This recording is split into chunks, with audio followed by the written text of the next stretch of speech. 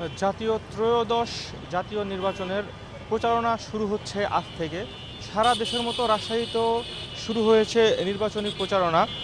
রাজশাহীর এবার 6টি আসনে মোট 29 জন প্রার্থী নির্বাচনে প্রতিদ্বন্দ্বিতা করবেন।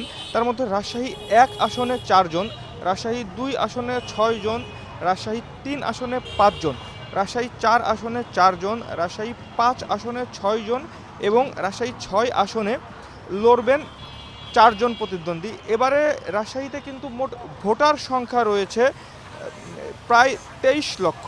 প্রায় 23 লক্ষ ভোটারের মধ্যে রাজশাহী 1 আসনের ভোটার সংখ্যা রয়েছে 4,68,362 জন, রাজশাহী 2 আসনে 3,69,564 জন, রাজশাহী 3 আসনে 4,23,199 জন, রাজশাহী 4 আসনে 3,19,950 জন, রাজশাহী 5 আসনে 3,53,173 জন এবং রাজশাহী 6 আসনে মোট ভোটার সংখ্যা আছে 3,56,953 জন।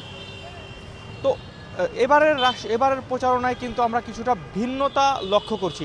অন্য নির্বাচনী প্রচারণায় আমরা যেমনটা দেখতে পাই, ব্যানার ফেস্টুনে রাস্তা অলিগলি পুরোটা ছেয়ে যায়, কিন্তু এবার নির্বাচনী বিধিনিষেধ থাকায় প্রার্থীরা কিন্তু পোস্টার টাঙাতে পারছেন না।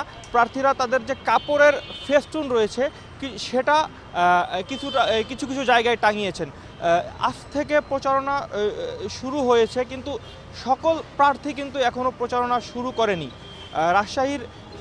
রাজশাহী 2 আসনের জামাত মনোনীত যিনি প্রার্থী রয়েছেন অধ্যাপক ডক্টর মোহাম্মদ জাহাঙ্গীর, তিনি কিন্তু আজ বেলা 11:30টায় রাজশাহী শহরের 0 পয়েন্ট থেকে তার প্রচারণা শুরু করেছেন।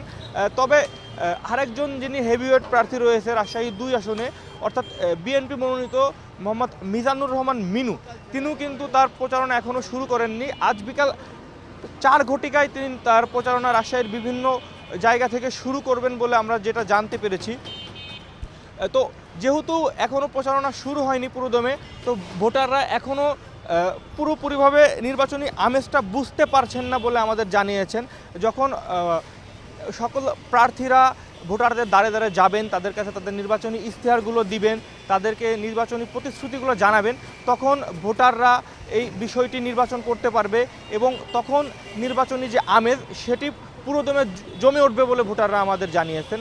তো রাজশাহী থেকে নির্বাচনী প্রচারণার সর্বশেষ এই ছিল আমার কাছে।